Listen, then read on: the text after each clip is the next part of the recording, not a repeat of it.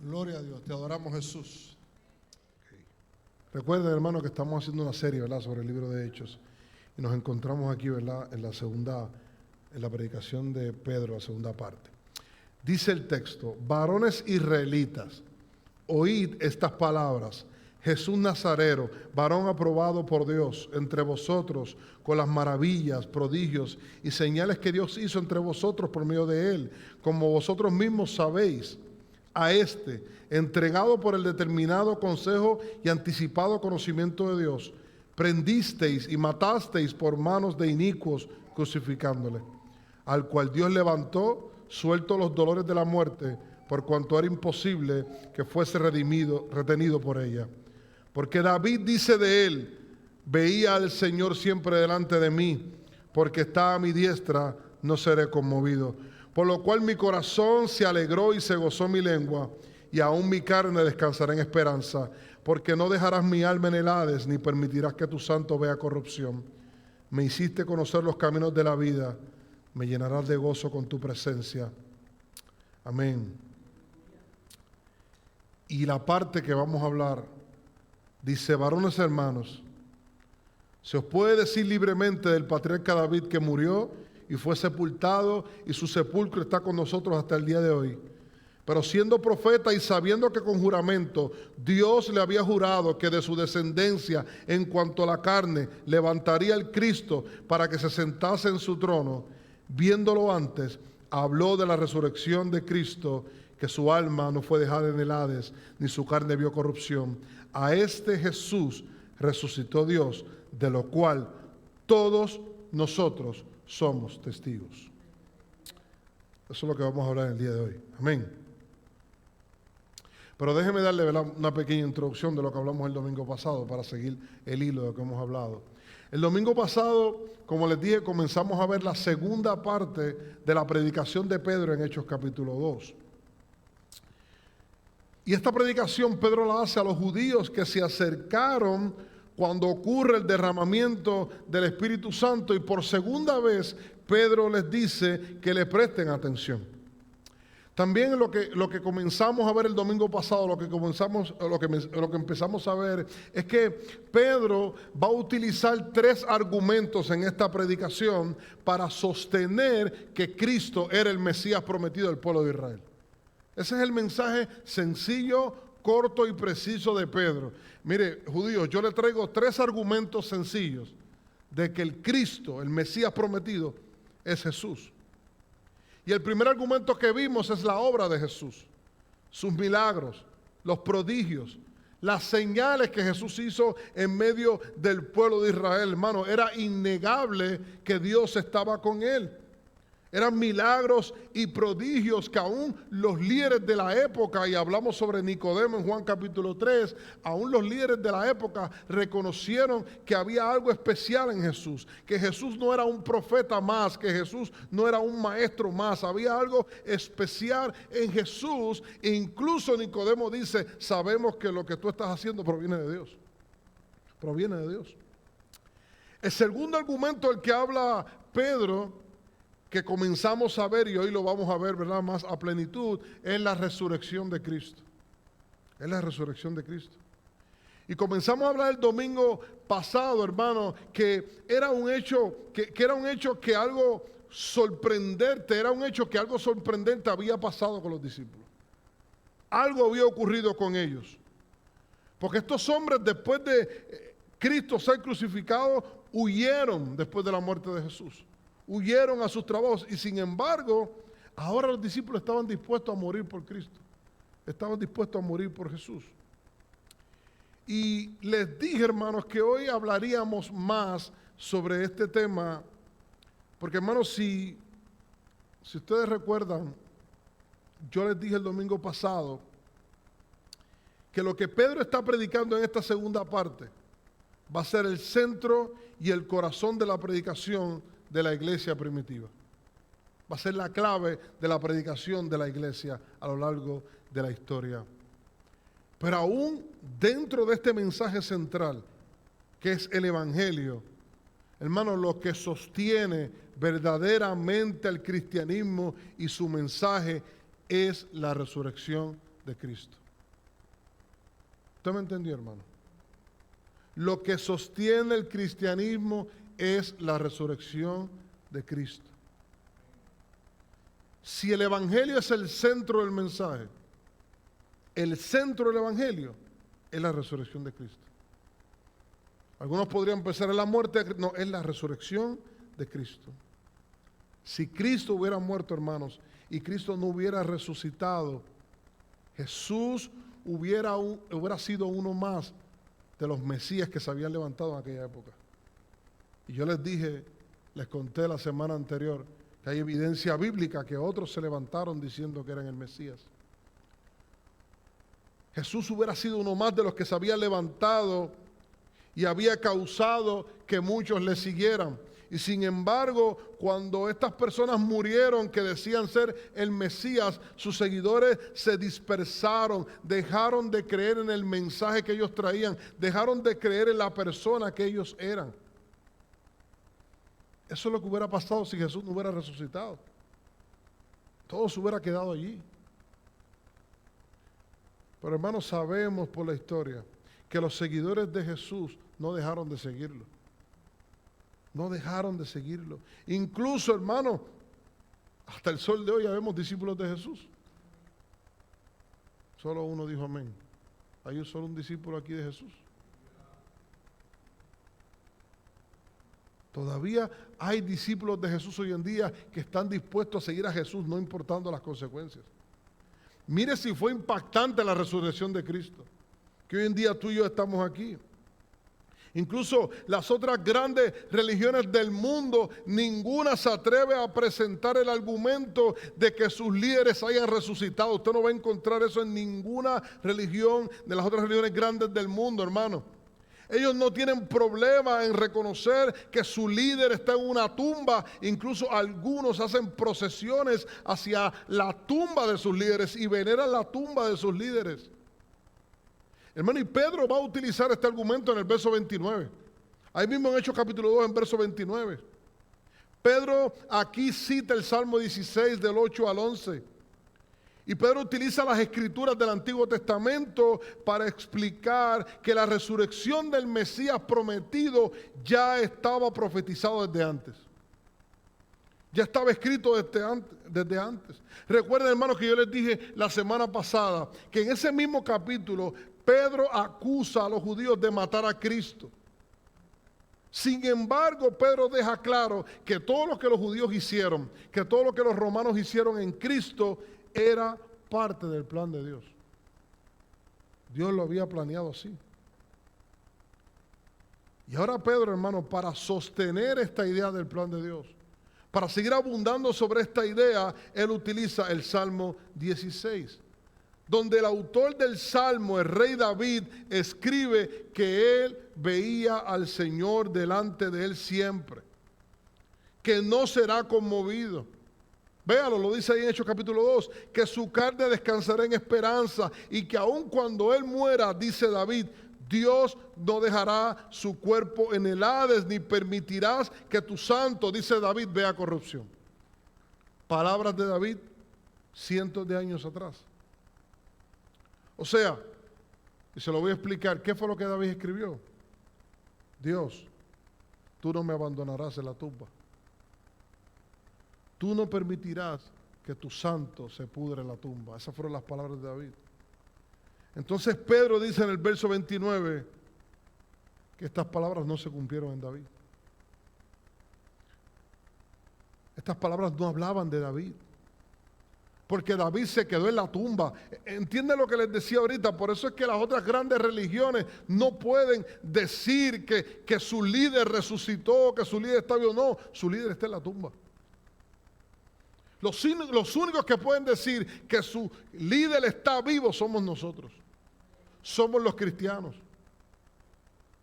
Y Pedro usa ese mismo argumento. Ustedes no pueden decir que David estaba hablando de él porque David está en la tumba.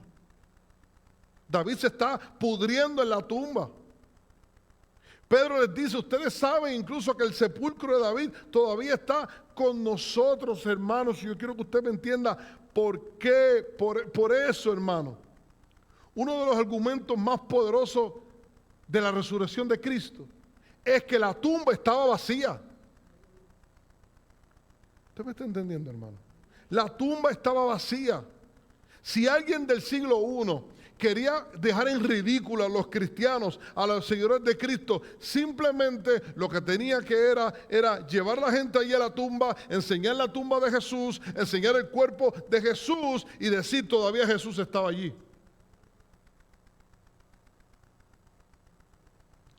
Este es el argumento de Pedro.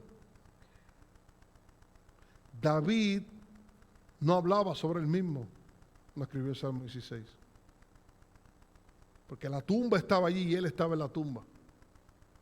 Hermano, yo no sé si usted está entendiendo esto, pero si era posible saber en el siglo I que David estaba en su tumba y que todavía él estaba allí, aun cuando habían pasado cientos de años desde que David murió, era fácil desmentir a los cristianos del primer siglo mostrando la tumba de Jesús.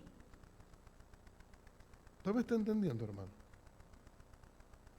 Yo le estoy dando los argumentos, hermano. Era más fácil desmentir a Jesús. Porque si la tumba de David todavía estaba allí, ¿cuánto más la tumba de Jesús que había sido reciente? Pero no pudieron, hermano, porque la tumba estaba vacía. La tumba estaba vacía. Y ahora Pedro da la explicación de por qué David escribió un salmo que en verdad hablaba de Cristo. Pedro dice que David era profeta. O sea que al David escribir este salmo, David estaba profetizando, estaba dando una revelación de lo que iba a ocurrir más adelante con el Mesías. Incluso el mismo Pedro va a explicar esto mucho mejor más adelante. En 1 de Pedro capítulo 1 del 10 al 12 dice, incluso los profetas, hablando de los profetas del Antiguo Testamento, quisieron saber más cuando profetizaron acerca de esta salvación inmerecida que estaba preparada para ustedes.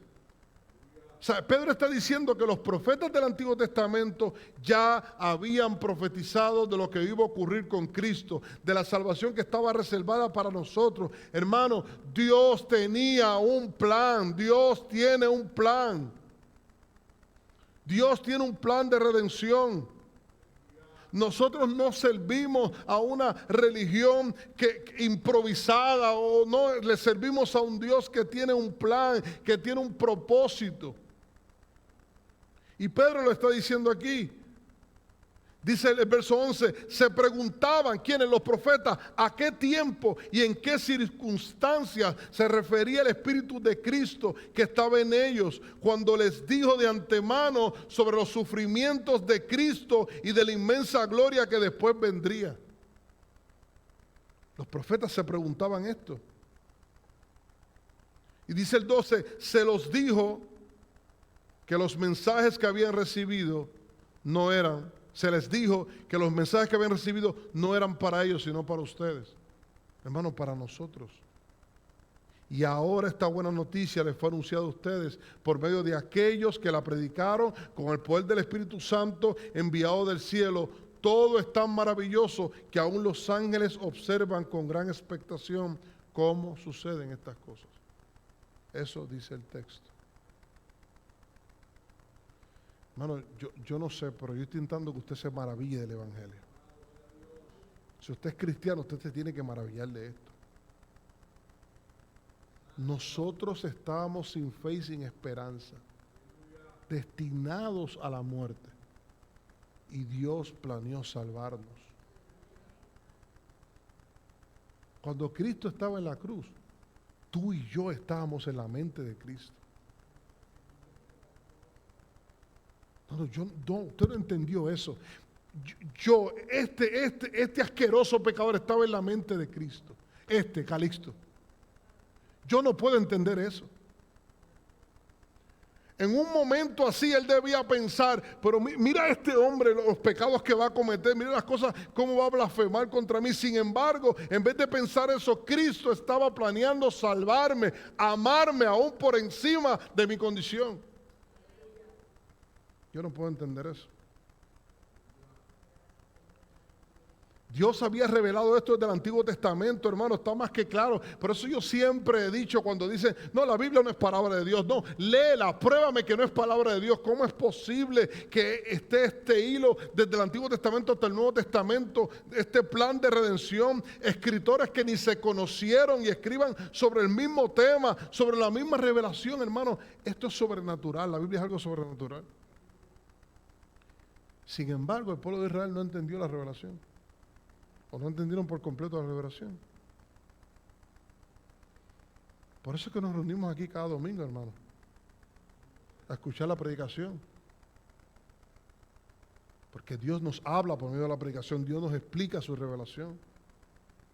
Y más adelante, hermano, lo vamos a ver a profundidad, pero es importante que entendamos que la predicación de la palabra no es cualquier cosa. Si somos cristianos, necesitamos ser discipulados, necesitamos ser enseñados. Así es como funciona el cuerpo de Cristo.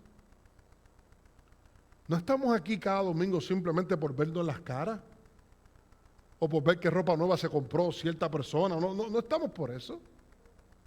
Estamos porque somos un cuerpo y porque necesitamos del cuerpo, necesitamos ser enseñados, discipulados. Hermano, la iglesia primitiva, si usted va a la historia, la iglesia primitiva no tenía el Nuevo Testamento. Solo tenían el Antiguo Testamento. Y sin embargo, la iglesia crecía en miembros, crecía en gracia, crecía en amor y todo esto por la predicación del Evangelio. Por eso es tan importante la predicación. Pero hermano, volviendo a lo que estamos hablando hoy, las palabras del Salmo 16 se cumplieron en Cristo, hermano. Y esto es lo hermoso de la Biblia. La Biblia es la palabra de Dios. La Biblia es la palabra de Dios. Cuando usted puede ver ese plan de redención a lo largo de las Escrituras, la Biblia es la palabra de Dios. Cómo estos profetas pudieron declarar desde el Antiguo Testamento con detalle lo que ocurriría. Pero a la gente le sorprende, hermano, Nostradamus, ¿verdad? Que tú ni entiendes lo que está hablando. La gente acomoda las cosas para acomodar las profecías de él. Sin embargo, la Biblia es clara en lo que estaba hablando. Por eso Pedro dice en el verso 24, hermano, que era imposible que la muerte pudiera retener a Cristo. Porque Dios es fiel. Dios es verdad. Lo que Dios ha hablado se va a cumplir al pie de la letra. Dijo Jesús que ni una tilde pasará. Toda su palabra se cumplirá. Toda la palabra se ha cumplido y podemos estar seguros que lo que queda por cumplir se va a cumplir. Por eso, hermano, esto es serio. Por eso la importancia de la resurrección, hermano. Si Cristo no hubiera resucitado, Dios hubiera quedado como un mentiroso. Eso es la importancia de la resurrección. Como dice Pablo, si Cristo no hubiera resucitado, vana es nuestra fe. Dios cumple su palabra. Podemos confiar plenamente en Él porque Dios cumple lo que habla. Dios es fiel. Usted quizá, mire, esto que voy a decir es fuerte, pero la realidad, usted quizá no pueda ni confiar ni en mí. Pero Dios es fiel. Yo le puedo fallar. Dios nunca le va a fallar. Dios es fiel. Y este es el argumento de Pedro en el verso 30 y en Hechos 2. Mire lo que dice el texto. Hablando de David, pero siendo profeta y sabiendo que con juramento Dios le había jurado que de su descendencia en cuanto a la carne levantaría al Cristo para que se sentase en su trono, hermano. Hermano, lo que llevó a David a profetizar el Salmo 16 era que Dios le había hecho un juramento a David. Por eso le dije que Dios es fiel. Lo que empujó a David a escribir el Salmo 16 es que Dios le hizo una promesa a David. Y David sabía que Dios era fiel y que si Dios le había cumplido, Dios le había prometido, Dios le iba a cumplir. Dios hizo un pacto con David. Dios hizo un pacto con David y por eso David podía profetizar que el Mesías prometido, el descendiente de él, no se iba a pudrir en la tumba, porque ese Mesías prometido era el descendiente que Dios le prometió a David para que fuera rey sobre Israel para siempre. Hermano, Cristo es nuestro rey. Cristo es nuestro rey. Pero es nuestro rey porque Dios le prometió a David que le iba a dar un descendiente que iba a reinar para siempre, y ese es Cristo. Ese es Cristo. Miren la promesa, se la voy a leer. Dice, pues cuando mueras, le dice Dios, le dice el profeta, y seas enterrado con tus antepasados, levantaré a uno de tus hijos de tu propia descendencia y fortaleceré su reino. Él es quien edificará una casa, un templo para mi nombre, y afirmaré su trono real para siempre. Ahí no está hablando de Salomón. Escuche bien, dice el texto. Yo seré su padre, él será mi hijo. Si peca, lo corregiré y lo disciplinaré con vara, como lo haría cualquier padre. Escuche, pero no le retiraré mi favor, como le retiré de Saúl, a quien quité de tu vista. Tu casa y tu reino continuarán para siempre delante de mí, y tu trono estará seguro para siempre. Cristo está reinando actualmente. Cristo es nuestro rey. Cristo es nuestro rey. Pero te tengo una noticia, Cristo es rey de todos. Le sirvan o no le sirvan, Cristo es rey de todo. La palabra que Dios le dio a David, hermano, fue tan impactante que busque el verso 31 ahí de Hechos capítulo 2. Pedro dice que David vio y habló de la resurrección de Cristo. David vio la resurrección de Cristo. Y sabemos por lo que leímos en Primera de Pedro, hermano, que David pudo ver esto porque el Espíritu de Cristo estaba sobre él.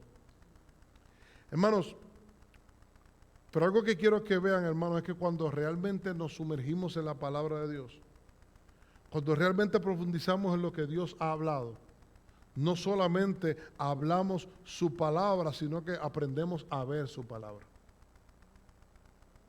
Mire,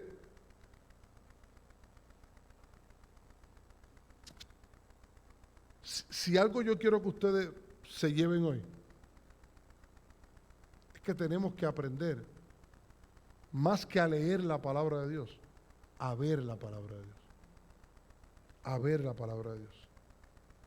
Hay muchas personas que hablan de la palabra de Dios, pero no pueden ver, no perciben la palabra.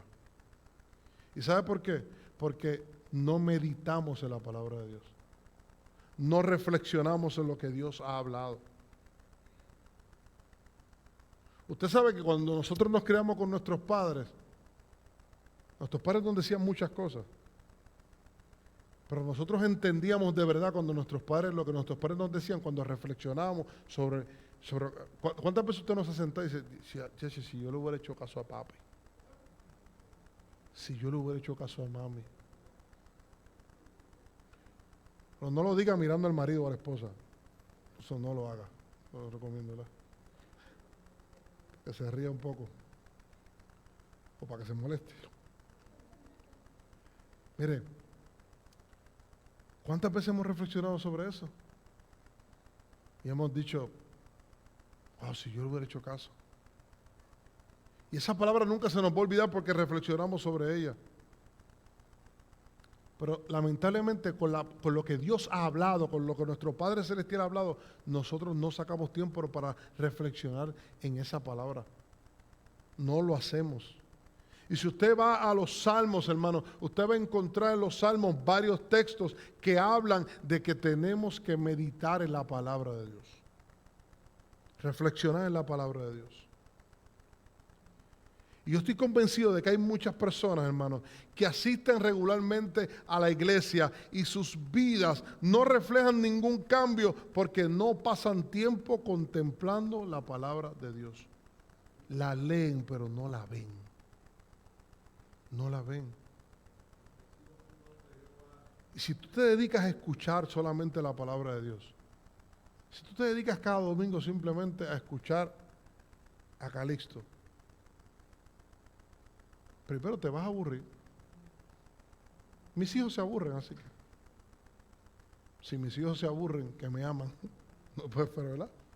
Pero sí pasa, yo estuve ahí, yo nací en la iglesia. Y hay días que uno, ay Dios mío, Señor, que se acabe esto. Sí. Pero ¿sabe por qué? Porque yo escuchaba la palabra de Dios, pero no contemplaba lo que se estaba diciendo desde el altar. Ese es el problema. No contemplamos lo que Dios ha dicho, no lo vemos. Y por eso es que no lo entendemos. Porque la verdad que no se medita no entra al corazón. Padres, si tus hijos no meditan, reflexionan sobre lo que tú le estás diciendo, no van a entender nada. Esa es la realidad. ¿Por qué hay tantas personas que en los momentos difíciles caen en la depresión? ¿Usted ha visto cuántas personas, a cada rato usted le pregunta, ¿cómo está? Yo estoy en depresión, yo no puedo más. Mío, ayúdame.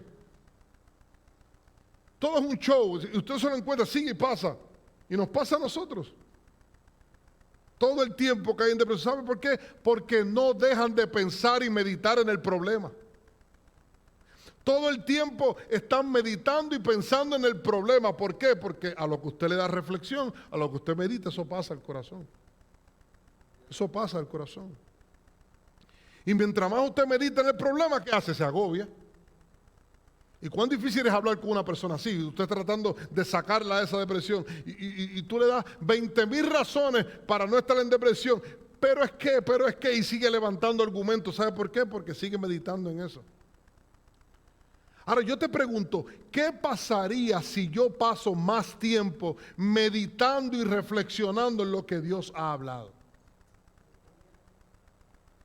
¿Qué pasaría si yo pongo todo mi empeño en cada predicación, en cada domingo, en reflexionar, en ver lo que Dios ha hablado, lo que Dios está hablando?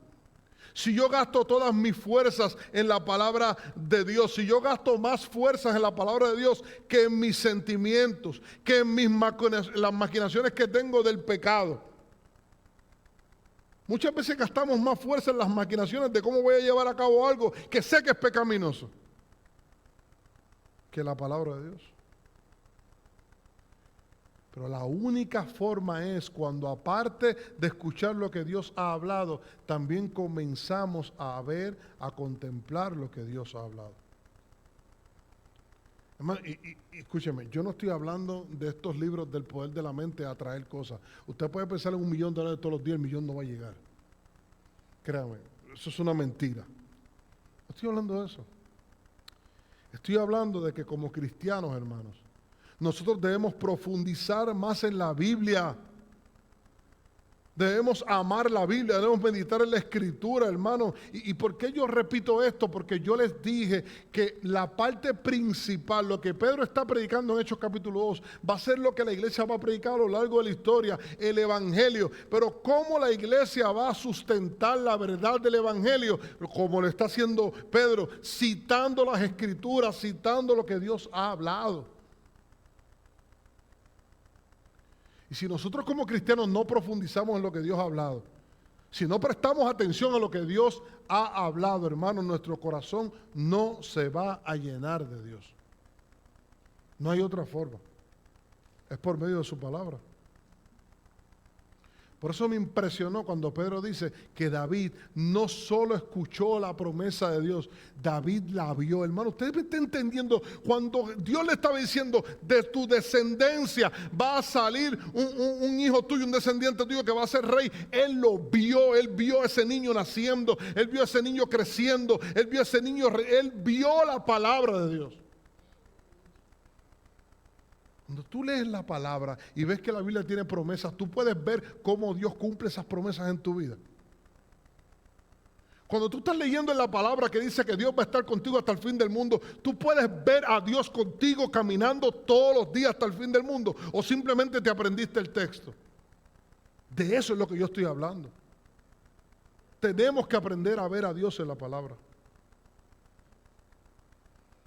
Y Pedro va a terminar, hermano, este segundo argumento alegando que no solo el Antiguo Testamento, y ya estoy terminando, No solo el Antiguo Testamento puede testificar, puede certificar que Jesús es el Mesías, el Cristo, sino que también ellos eran testigos de la resurrección de Cristo. Ellos eran testigos de la resurrección de Cristo. Ellos habían pasado 40 días con el Cristo resucitado, como dice Lucas en el capítulo 1 de ese mismo libro de Hechos. Comieron con Él, hablaron con Él. Incluso, como dice en 1 Corintios capítulo 15, hermano, Pablo aquí escribe que él le enseñó a la iglesia que estaba en Corinto lo que él había recibido. Y es interesante lo que Pablo aquí va a decir en 1 Corintios 15, porque si usted no lo sabía, hermano, ahora lo va a saber. Si usted no lo sabía, ahora lo va a saber. Pero la carta 1 de Corintios se escribió antes que los evangelios. Se escribió antes que los evangelios y se escribió antes que el libro de Hechos. Y si esta carta, hermano, fue escrita más o menos en la década del 50 después de Cristo, 25 años más o menos después de la crucifixión de Cristo, hermanos, es un tiempo relativamente corto. Es bien corto el tiempo. Y aún más, hermano, cuando Pablo les dice al principio que el evangelio que la iglesia de Corinto había recibido es el mismo evangelio que él le va a hablar ahora en 1 Corintios capítulo 15. Busque 1 Corintios capítulo 15 para que entienda lo que le estoy hablando. Pablo dice, este es el mismo evangelio, lo que te voy a hablar ahora. Y Pablo fue a principios de la década del 50, así que Pablo desde el principio, hermano, esto fue lo que Pablo les habló, desde el principio fue lo que Pablo les dijo, hermano. ¿Y por qué le doy estos datos, hermano? ¿Por qué le doy estos datos de lo que Pablo escribe en Primera de Corintios capítulo 15? Porque ustedes tienen que entender que lo que dice ese texto es lo que la iglesia ha hablado desde el principio. Era el testimonio de los seguidores de Cristo. Y ese testimonio, hermano, dice Pablo, el testimonio de los seguidores de Cristo era que Cristo murió por nuestros pecados conforme a las Escrituras y que fue sepultado y que resucitó al tercer día conforme a las Escrituras. La iglesia siempre predicó eso desde el principio. Eso no fue un invento de la iglesia en el siglo III o el siglo IV o fue un invento a lo largo de la historia, no. Desde el principio la iglesia predicó eso. Y que no solo los discípulos fueron testigos de este hecho, hermanos, sino que en el verso 6 dice que Jesús se le apareció a más de 500 hermanos a la vez, de los cuales muchos viven aún, dice Pablo. O sea, si ustedes tienen dudas que Cristo resucitó, vayan a esos que están vivos y pregúntenle. Ellos vieron al Cristo resucitado. Incluso el mismo testimonio de Pablo, que más adelante vamos a ver cuando sigamos estudiando el libro de Hechos. Un hombre, hermano, que fue parte de la muerte, por lo menos de uno de los líderes de la iglesia, de Esteban, cuenta el libro de Hechos.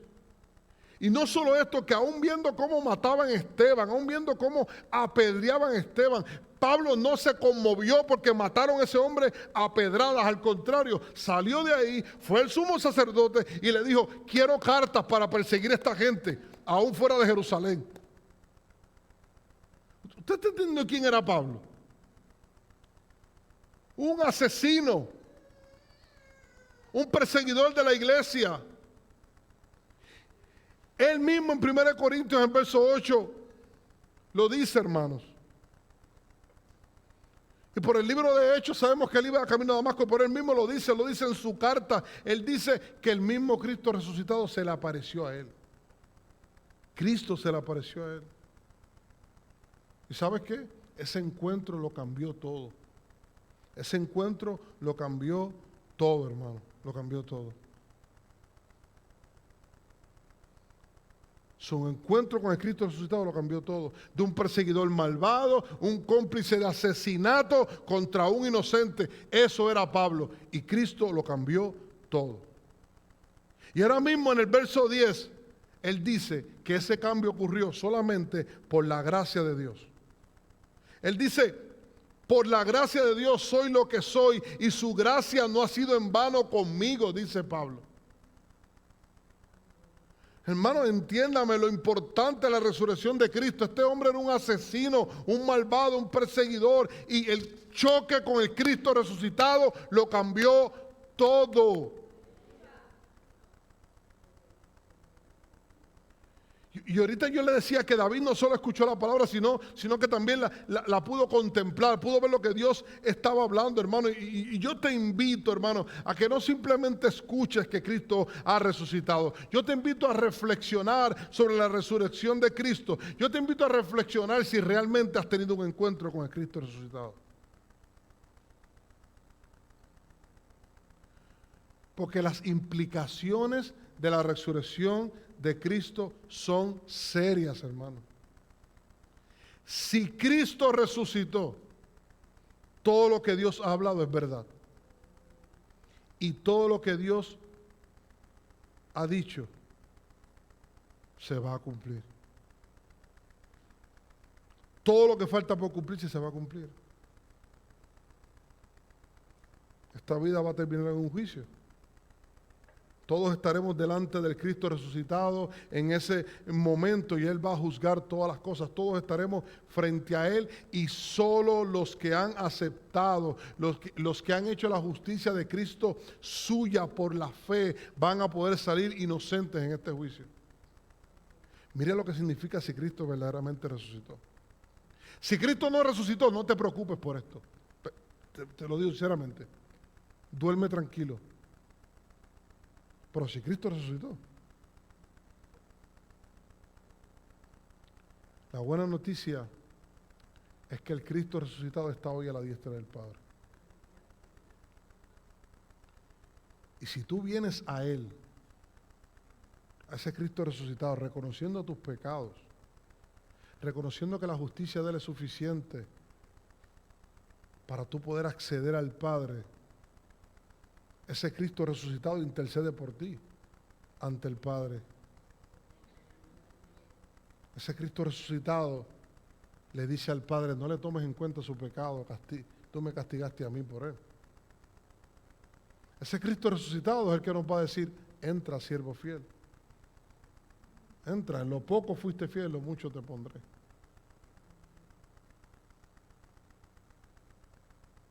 Hermano, yo sé que hemos dado muchos argumentos, muchos datos, pero mi propósito era que usted no se vaya de aquí sin ninguna duda que Cristo ha resucitado. Si usted tiene todavía dudas si Cristo ha resucitado, entonces fallé en mi misión. Pero si usted no tiene duda, de que Cristo ha resucitado, usted tiene dos opciones. O sale de este lugar ignorando que Cristo ha resucitado y le dice, no me importa que Cristo haya resucitado. O viene a los pies de Cristo y le dice, impáctame como impactaste a Pablo. O como la canción que cantamos ahorita, entra en mi casa, entra en mi vida. Cambia mi estructura, como pasó con Zaqueo. Cristo resucitó. Ese es el argumento más fuerte de la predicación primitiva, de la predicación de iglesia primitiva. Y nunca lo pudieron. Mire, no hay ningún documento de la época que refute los documentos del Nuevo Testamento. No hay ninguno. No hay ninguno. Dijeron que se robaron el cuerpo. Dijeron que fue una visión sobre 500 personas, una visión colectiva. Wow. Pero nadie pudo presentar el cuerpo. ¿Sabe por qué? Porque Cristo no está en la tumba. Y Él va a regresar. Ponte de pie. Ese Cristo resucitado va a regresar. Y dice Apocalipsis que van a ver las heridas de sus manos y sus pies. Y se darán cuenta que aquel que crucificaron era el Mesías. Amén.